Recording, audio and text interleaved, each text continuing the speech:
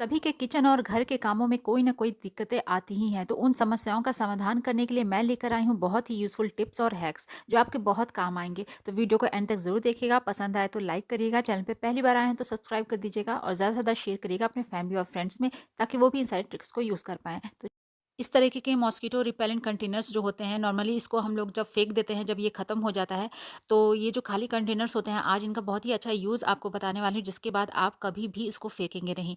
तो यहाँ पर हमें इसका लिड को ओपन कर लेना है और उसके बाद अच्छे से इसको धो लेना है। धोने के बाद आप क्या करना है, एक बाउल लीजिए और उसमें 2-4 इस तरीके से दालचीनी रख दीजिए। उसके बाद आपको इसमें ऐड करना है 2-4 लौंग और कुछ कपूर की गोलियाँ। तो उसके बाद इन सारी चीज़ों का एक हमें यहाँ पर फाइन पाउडर बना लेना है। तो यहाँ पे खल का यूज़ करके इसका एक फाइन पाउडर यहाँ पे बना के तैयार कर लेने के बाद आप इसको एक बाउल में निकाल लें। इसके बाद हमें चाहिए यहाँ पर कोई सा भी एसेंशियल ऑयल, तो यहाँ पे मेरे पास रोज़ वाटर था तो उसको ऐड कर रही हूँ। ऐड करने के बाद इसको अच्छे से मिक्स कर लेना है और उसके बाद हमें डालना है इस खाली कंटेनर में। इसके बाद आप इसका लिड इसके ऊपर लगा दीजिए और ये हमारे यहाँ पर बन के तैयार हो जाता है होममेड रूम फ्रेशनर, जिसको हम लोग मार्केट से खरीद कर लेकर आते हैं महँगे-महँगे दामों में। उसको हम घर में ही आसानी से कुछ सारी चीज़ों को यूज़ करके हम घर में ही रेडी कर सकते हैं। तो बहुत ही अच्छी सी एक खुशबू आती है। एक बार इसको ज़रूर ट्राई करके देखिएगा। उम्मीद करती हूँ ये वाला टिप आपको ज़रूर काम आएगा। तो चलिए बढ़ते हैं आज की अगली टिप की तरफ। इस तरीके के किचन टॉवल्स हम अपने किचन में यूज़ करते हैं, पर अगर इन्हीं किचन से अगर हम जो काउंटर टॉप पे सामान गिर जाता है, जैसे कुछ खाने-पीने का सामान, तो अगर हम उसको साफ़ कर देते हैं, वाइप करते हैं, तो ये हमारा किचन टॉवल है ना, वो बहुत ज़्यादा गंदा भी हो जाता है और अनहाइजीनिक भी हो जाता है, जिसके बाद हम इसको ठीक से यूज़ नहीं कर पाते हैं। तो यहाँ पर एक छोटी-सी टिप है, इस तरीके के जो पुराने कपड़े जो हमारे फट जाते हैं, बेकार हो जाते हैं, जिनको हम लोग यूज़ नहीं करते हैं, तो उनके इस तरीके से छोटे-छोटे पीसेज़ में हम अगर कट करके और उसे एक कंटेनर में रख कर इसको किचन में रखें, तो ये हमारे बहुत काम आ जाता है। जैसे किचन में होता है ना, कभी दाल गिर गया या हल्दी गिर गई या तेल वगैरह गिर जाता है, तो उसको साफ़ करने के लिए हम जल्द से किचन टॉवल का यूज़ कर लेते हैं, जिसके बाद किचन टॉवल जो होता है बहुत ज़्यादा गंदा हो जाता है।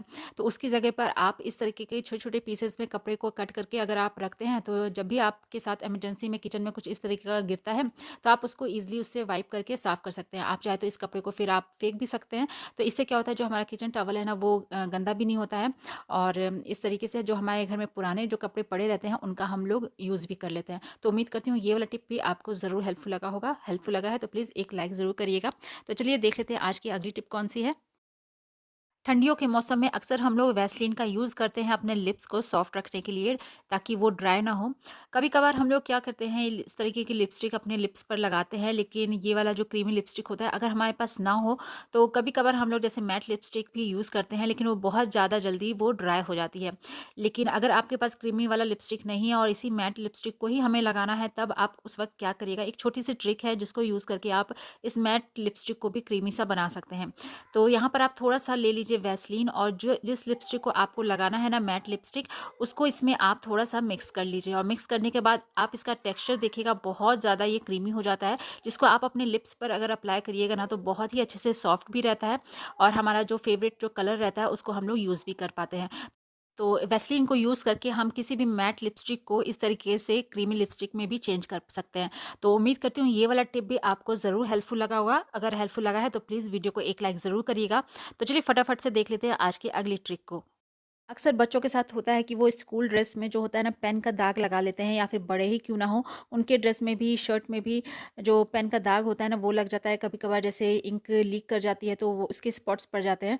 तो इसको छुड़ाने में काफ़ी ज़्यादा दिक्कत होती है। तो उसके लिए यहाँ पर एक छोटी-सी टिप, यहाँ पर आपको यूज़ करना है डेटॉल का। जी हाँ दोस्तों, डेटॉल की हेल्प से हम बहुत ही आसानी से ये जो इंक का दाग होता है ना, उसको रिमूव कर सकते हैं। तो यहाँ पर आप थोड़ा-सा ले लीजिए डेटॉल और जहाँ पर भी इंक का दाग लगा है ना, वहाँ पर इस तरीके से डालकर उसको हल्का सा उसको रब कर दीजिए। तो कुछ ही देर में देखिएगा आप जो इंक का दाग लगा है ना, वो अच्छे से साफ़ हो जाता है और अगर थोड़ा बहुत बच जाता है तो उसको आप साबुन से साफ़ कर दीजिएगा, डिटर्जेंट से साफ़ कर दीजिएगा, तो वो अच्छे से एकदम क्लीन हो जाता है। तो जब भी इस तरीके से पेन का दाग लग जाए तो उसको छुड़ाना बहुत ही आसान है। तो उम्मीद करती हूँ ये वाला टिप भी आपको ज़रूर हेल्पफुल लगा होगा। तो चलिए देख लेते हैं आज की अगली ट्रिक कौन-सी है। अक्सर होता है ना कई बार कि हमें 2-4 रोटियाँ बनाना है, तो उसके लिए हम लोग छोटा-सा बर्तन एक यूज़ करते हैं, जिसमें थोड़ा-सा आटा हम गूँथ के इसकी रोटियाँ बनाते हैं। लेकिन उसमें क्या एक दिक्कत होती है, अगर हम इस तरीके का बड़ी चलनी जो होता है ना लेकर अगर आटा चालते हैं, तो साइड में बाहर गिरने का डर रहता है। तो यहाँ पर आप जो चाय छन्नी होती है ना, उसका यहाँ पर यूज़ कर सकते हैं। तो उसमें इस तरीके से एक गिलास में थोड़ा-सा आटा रख लीजिए और ईज़िली उसको चाल लीजिए। तो आसानी से जो छोटे बर्तन होते हैं ना, उसमें भी हम आटे को चाल सकते हैं। और यहाँ पर अगर आप हाथ से गूँथना नहीं चाहते हैं आटे को, क्योंकि जैसे अभी ठंड के मौसम है तो बर्तन धोना या आटा गूँथना ये सारे कुछ-कुछ काम होते हैं जिनको हम लोग थोड़ा-सा अवॉइड करना चाहते रहते हैं। तो यहाँ पर आप ले लीजिए ऑयल का इस तरीके का पैकेट, क्योंकि इस तरीके के जो पैकेट्स होते हैं ना उनको हम लोग पूरा जो ऑयल होता है ट्रांसफ़र कर तो लेते हैं, फिर भी उसमें थोड़ा बहुत जो ऑयल होता है वो रह ही जाता है। तो यहाँ पर हम उसका यूज़ भी कर लेंगे, साथ ही साथ हमारा जो आटा है ना वो गुथ भी जाता है। तो जो थोड़ा-सा आटा है आप इसके अंदर उसको डाल दीजिए और इस तरीके से पैकेट को मोड़कर आप थोड़ा-सा उसमें पानी डाल दीजिए। अगर आपको पानी का सही-सही रेशियो पता है तो आप एक बार में डाल सकते हैं। अगर आपको नहीं पता है तो थोड़ा-थोड़ा इस तरीके से डालकर उसके बाद आप एक चार्जर ले लीजिए, क्योंकि चार्जर थोड़ा-सा हैवी वेट होता है और थोड़ा-सा बड़ा होता है तो काफ़ी अच्छे से इसके ऊपर प्रेशर पड़ता है। तो इससे इस तरीके से हल्का दबाते हुए आटे को हम गूँथ लेंगे। तो यहाँ पर हम बिना हाथ लगाए जो आटा है ना वो हमारा गूँथ के तैयार हो जाता है। तो और इसके अंदर का जो जितना भी ऑयल है ना उसका भी हम ईज़िली यूज़ कर पाते हैं। तो इस तरीके से आपको दिखा देती हूँ कि आटा कितना अच्छे से हमारा जो यहाँ पर गूँथ के तैयार हो गया सिर्फ़ एक चार्जर की हेल्प से। तो उम्मीद करती हूँ ये वाला टिप भी आपको ज़रूर पसंद आएगा। तो एक बार इसको ज़रूर ट्राई करके देखिएगा। तो चलिए बढ़ते हैं आज की अगली ट्रिक की तरफ।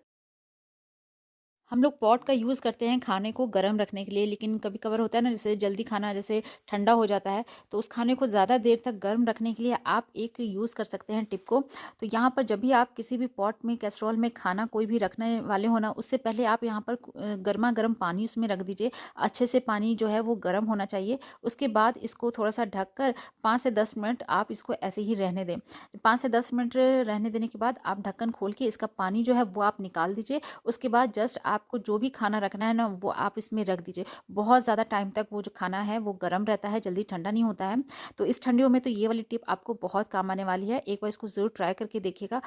उम्मीद करती हूँ ये वाला टिप भी आपको ज़रूर काम आएगा। तो ये थे मेरे आज के कुछ यूज़फुल टिप्स और ट्रिक्स जिनको यूज़ करके हम अपने डेली के कामों को काफ़ी ज़्यादा आसान बना सकते हैं। साथ ही साथ अपने समय की बचत भी कर सकते हैं। उम्मीद करती हूँ आज का वीडियो आपको ज़रूर हेल्पफुल लगा होगा।